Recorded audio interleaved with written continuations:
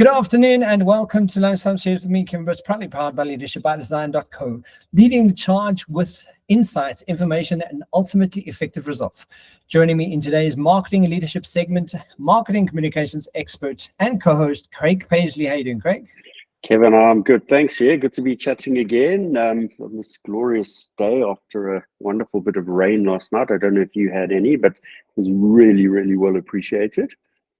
Yeah, I was lying in bed. I just finished some meditation, and as I put my earphones down, I saw like the lightning flash, and I was like, "Oh, okay." And then I took the earphones off, and it was like it wasn't thunder, kind of lightning, heavy rain. It was just nice, gentle, soft rain. And then I took a video of it just lying there, but completely dark because it was night. And I actually posted it on Instagram, just listening to the rain. It was a beautiful Brilliant, moment. Brilliant. So tell me, are you going to take some time off the end of this week to make a long weekend around our really important Human Rights Day public holiday this week? Yes, I am. I'm, wanting to just to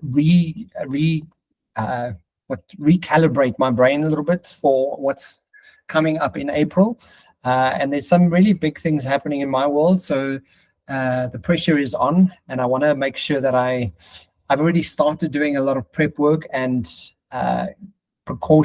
taking precautionary meetings and measures to make sure that when we kick off in April, we're gonna kick some ass. So yeah, so this weekend I'm doing a bit of recalibration of like, am I ticking all the I's and crossing all the T's to make sure that when we kick off it impacts like we need it to.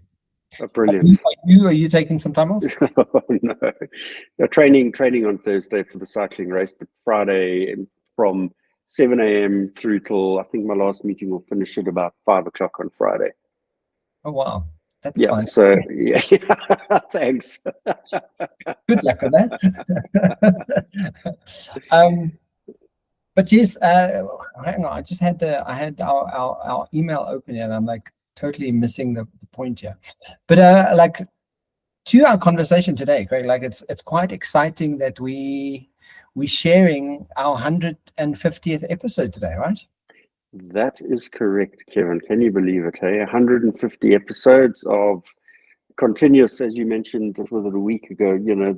That's been the consistency. So come hell or high water, within a 2-day period of changing schedules, we've always managed to just lock it down and run it, and that's it, hey. And we've done it in different countries. We've done it in different places. I've been on a houseboat where we did the show. You've been in That's London. Right. It's that's called commitment, Craig. Absolutely, and really, Kevin, I think around the principle of commitment, and something that we strive to do, particularly moving into this year with the series, is this whole aspect of continuous improvement, and that in itself was sufficient for me to find some good papers or insights around the principles of continuous improvement, because that's what we're striving for on the show, and already the adaptation of our formula moving into this year and mixing the marketing segment to leadership segment on a monthly rotation basis and things like that is all part of our intent to continuously improve what we're doing and delivering. Yeah, and I'm loving the conversation that we're going to be chatting about today around continuous improvement, because I think it's become a theme that I'm touching on with a lot of people, a lot of conversation, the importance of that, and how does a business culture really support that narrative, and does your culture in your business have that at the forefront of the importance of how the world is evolving and how we do business. And Craig, with the book, reading stuff and all the conversations we're having, it's almost reinforcing what the book has sort of shared to start off with, right? The importance of how we as business owners, business leaders, and businesses need to start evolving, and the importance of the human intelligent factor that we mustn't miss in the face of all the AI coming our way. And it's interesting that you use that particular term or phrase, because last week was very much around the principle of, the world flipping itself on some of the expectations around what was very sort of set in a routine actually is turned itself and becomes the opposite expectation, because it is around people being put first. Yeah. And the ability to understand the processes and steps required for your own personal journey of continuous improvement really is something that one could take out of this book, Kevin. Absolutely. And yeah, and the article I came across is again another one of those essayed, short read, condensed books that is published to tradepub.com.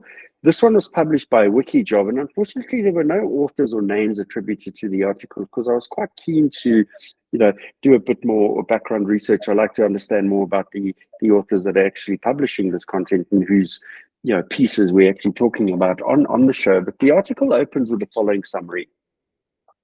Increasingly, the companies that continue to thrive across the globe are those who adopt a culture of continuous improvement. Continuous improvement is the process of ongoing development of a company's processes, products, services, leadership style, and how often the workforce is treated, and often how the workforce is treated. A culture of continuous improvement seeks to promote the desire for development throughout the entire workforce, a key factor of which is improvement from the bottom up. And that's important to understand, every single layer of the organization. Where a company's decision-making process is top-heavy and management-led, the resulting feeling of powerless generally is felt by the workforce, and this can result in a negative work culture that does not fulfill its productive potential. Seeking to improve a company through the combined effort and ideas of the entire workforce, regardless of their role or level of seniority, has come to be recognized as an effective way to create a sustainable business. And I really do like that particular proposition. And Kevin, it's such a simple and easy construct to understand. Include everyone, work collectively with a common goal, and ensure that there are effective ways to create the sustainable business by implementing everything from the bottom up and top down. Craig, but I mean, like a simple example is you currently working on quite a big brand, well, a very big brand. I work on a very big brand, and this conversation is, you can see it happening in real time, right? The importance of that continuous improvement, and what does that mean, and how does that look, and what is impacting, what are the products, what are the services, all of that.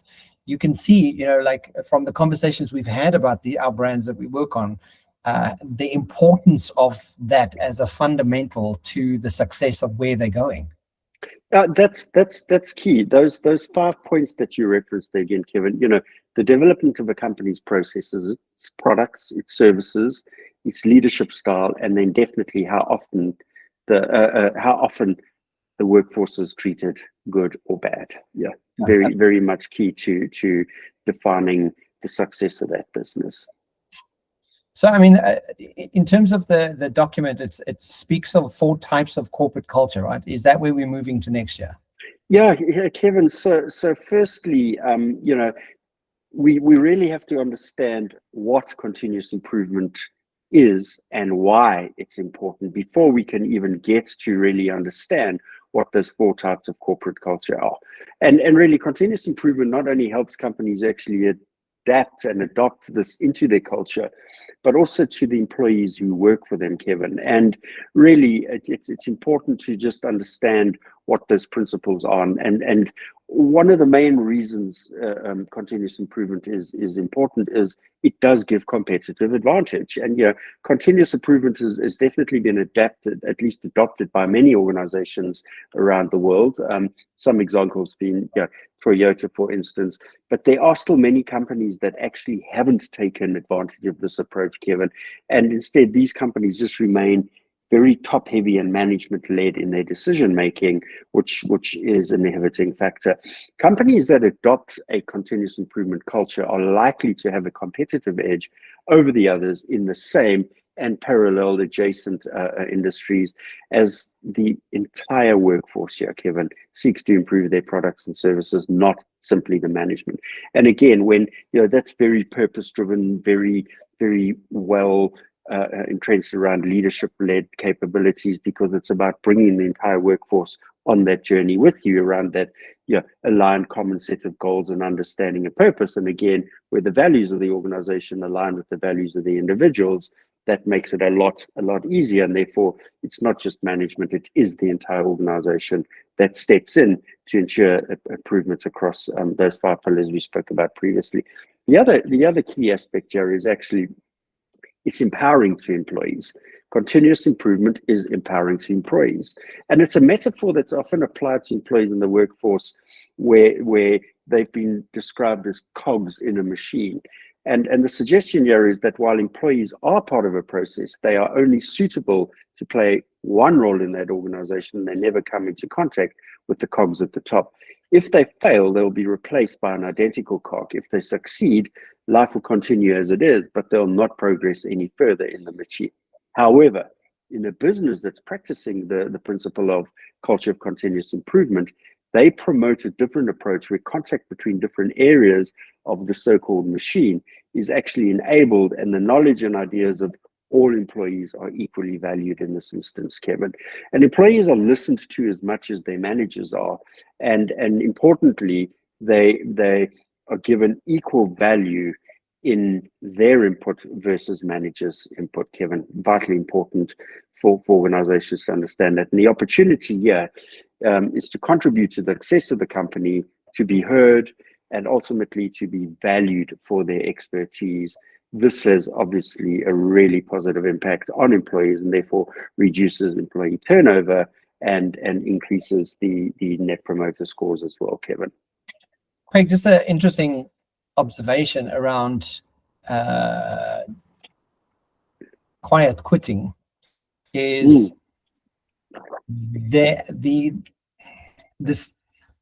the idea or the sentiment that quiet quitting wants us to understand is there's probably a reason why people are quietly quitting, right?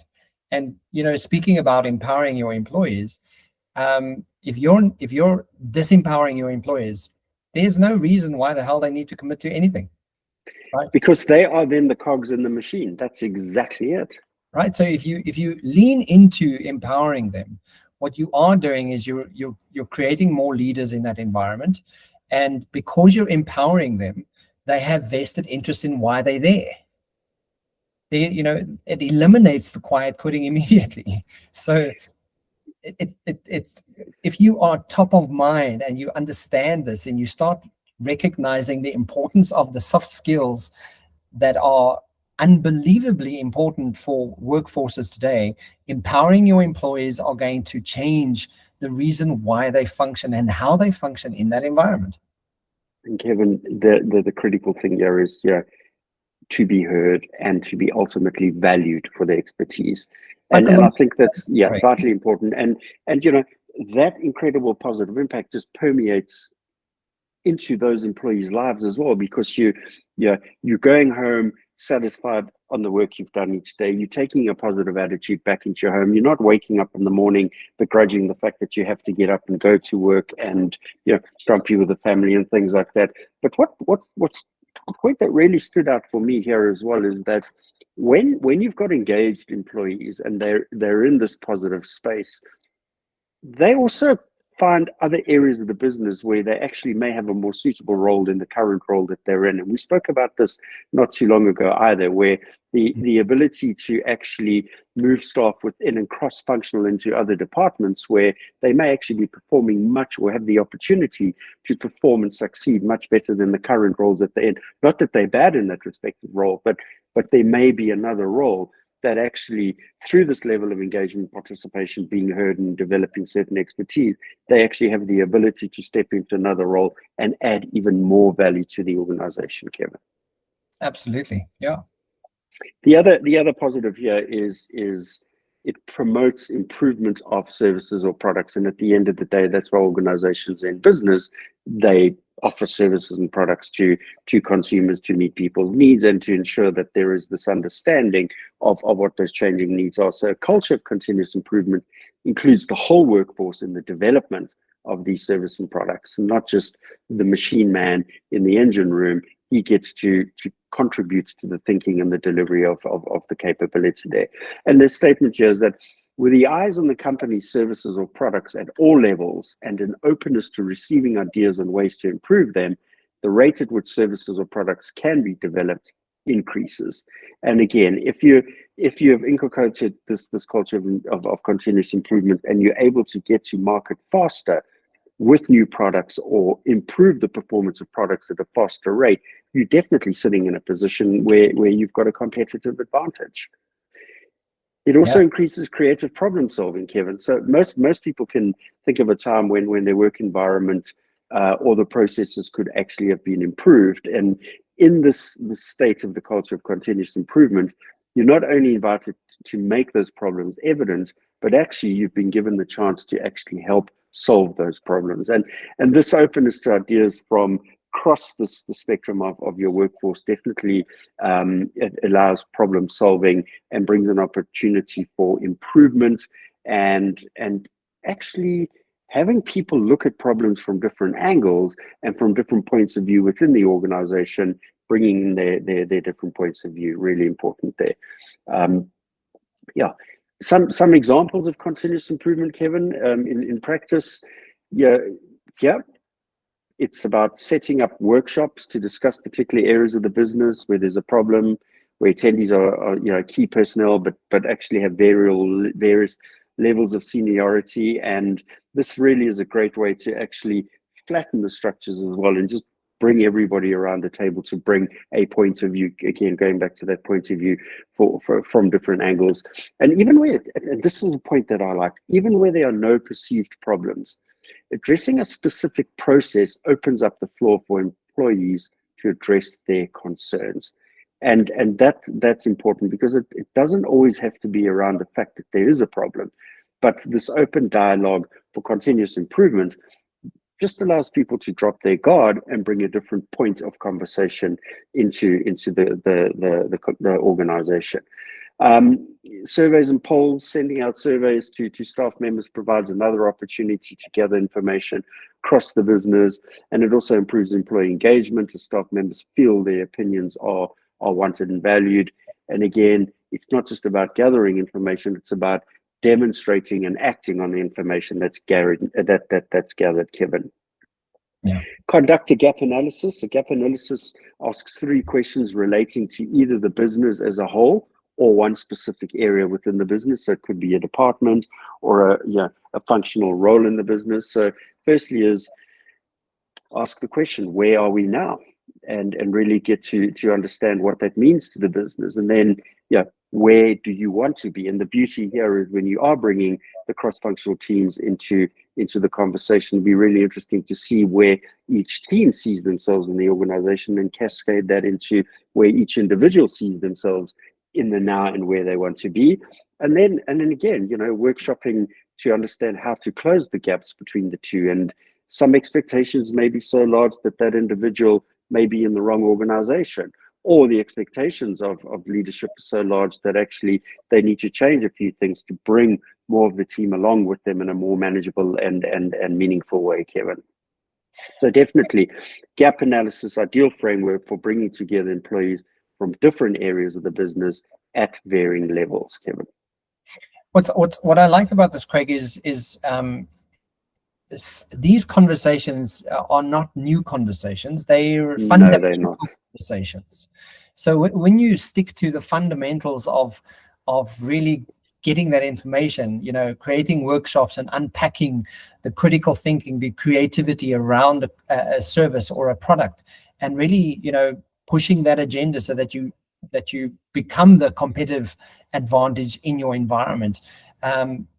Get the surveys and the polls, do the gap analysis. These are not new, interventions, but yes, what it does show you is it's fundamental. these are fundamentals of having, of impacting a culture, and they should regular basis. And they're not complex, Kevin. They're not complex, and that's probably a good segue to go from, citing some of these examples of continuous improvement to actually defining strategies for creating this culture of continuous improvement. And the approach your company takes to create a culture of continuous improvement depends on multiple factors, but 5 key points are addressed in this particular article. And the first here is the industry the company is involved in.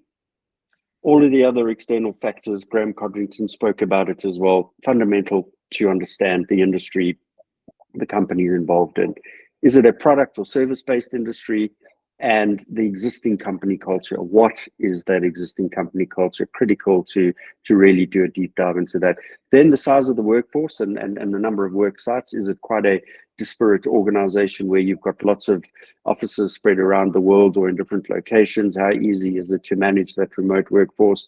Or is it a fairly well centralized collective a family in a single location?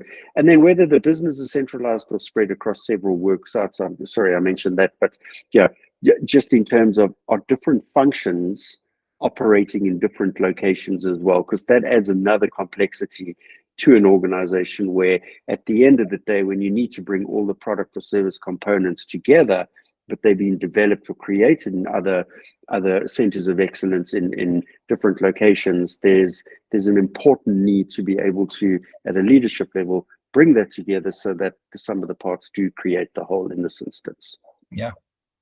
Then obviously there's the beautiful principle of Kaizen, Kevin, which is, it's a Japanese business philosophy that focuses on gradually improving productivity and making a work environment more efficient. And we know that the likes of Toyota have implemented Kaizen as a key workforce management capability. And it supports change from any employee at any time in the business. And in essence, Kaizen translates to change for the better or continuous improvement. And it's a process of bottom-up improvement, Kevin, that seeks to eliminate waste such as time wastage and excess processing, or eliminating the likes of non-utilized talent. And it focuses on specific improvements over a very short period of time. So step and repeat process to really get some successes in quick succession there, Kevin. The next point here is about plan, do, check, and act. So PDCA. I've never come across the acronym in that instance, but I do understand the concept of plan, do, check, act. So this strategy involves the 4 steps in its name. So first is identify a change that needs to be made and set up a plan to do so. Do, make the change in a relatively small scale way. Check, analyze the results of the change and decide whether it was effective. Act, if the change was a success, apply it on a wider scale and continue to assess. If the change did not have the desired result, go back to step 1. And the beauty here is that if it's small acts in small scales, you can quickly get to do your check and you can quickly get the chance to course correct.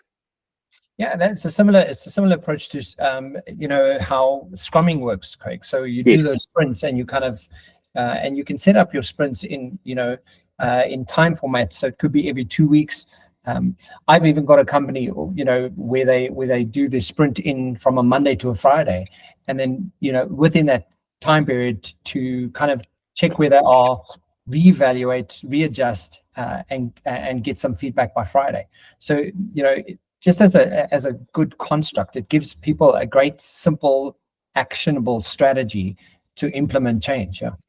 And are they doing that weekly? Because that's a great iterative process of continuous improvement then. So each week you strive to improve something.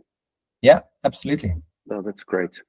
Then there's the principle of lean improvement. And lean improvement focuses on what the customer values most. And I mentioned earlier again is this enhancement of product and services to meet the needs of the customer. So it's really understanding what the customer values most in the process used by the company. And lean improvement seeks to eliminate any wasted items, such as wasting time or defective products. And it has 5 principles. So the first, and a word that that has many meanings, but in this instance, value is what are the customer's needs from the product or service, such as cost or delivery time. The second iteration of value is the value stream. So what is the process to deliver the product or service to the customer? For instance, from the customer placing an order for the product through its manufacturing process to the delivery process. And once the value stream has been mapped out, again, wasteful elements such as wasting time, defective parts, etc., unutilized inventory, unutilized resources can actually be removed from the stream, Kevin. Then the third point here is flow. So when the wasteful elements have been eliminated, does the value stream still work? If not, make the required changes, check again, going back to the principles of plan, do, check, act.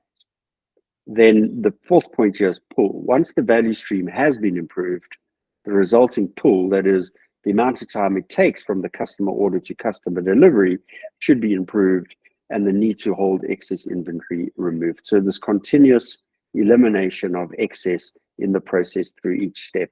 And then finally, perfection, which perfection is the product of persistent practice, but in this instance, it's the process of making lean improvements part of the company culture, involving all staff members in the process in every instance. Yeah. And then the principle of Six Sigma, you well versed with this, created by the engineer Bill Smith. He was working at that Motorola in the 90s, and he developed the Six Sigma principle, which interestingly only had 5 stages. Still can't get my head around that, but nevertheless, determine the problem, create problem and goal statements, a project charter, customer requirements, and a process map. And you actually see how a lot of these methodologies we're talking around are built around a very similar methodology. Yeah. Assess the existing process. So collect data on performance and related problems, verify the reliability of the data, then update the project charter, investigate the cause of any problems and continue to analyze the related data, update the project charter. Project charter is the mantra and the guide for delivery success. Improve the process by implementing solutions, continue assess for improvements and problems, and then finally refine the improved process. Throughout ongoing assessment, make further improvements to the process and apply the findings to other areas of the business. And again, you can start small scale, fix it, to the next department, and then company-wide. And then, one of the last strategies in this particular segment is the strategy of top quality management. So top quality management is a customer-focused approach that involves the entire workforce in the continuous improvement of the company. Its main focus is on the standardization of processes and the reliance of data and the elimination of errors, Kevin. Yeah, you can never be too you can never, what's the word? You can never do badly on having really good quality management in your environment, right? No, definitely not. And just business. A rigorous adaptation and adoption of this principle really can only but help you go in the right direction. So some tips for actually creating this culture of continuous improvement. One of the first is something we always talk about and really stands out for me is the principle of communication, open communication. So in a culture of continuous improvements, everyone should be involved in making changes to the workplace, to the processes, and to the product or service design. The entire workforce should understand the importance of continuous improvement and the strategy, such as the likes of the Kaizens or the Six Sigma that are used. And really it is about management continuously relaying the successes or call it so-called failures around this improvement and working with the teams to instill that level of ability to go to the next and the next and the next. Then there's bottom up and top down improvement. There should be an understanding that while managers do play an active role in continuous improvement and lead by example, valuable ideas for change definitely do come from the rest of the workforce. Kaizen is one particular principle where the Japanese took many, in Toyota in particular, took many ideas from the workers on the floor and improved their capability of better product design and quality. And yeah, the closing point there was especially those working at the forefront of a particular process, for instance, the workers who check machine constructed items for defects. Another principle is about improvement as an ongoing long-term strategy.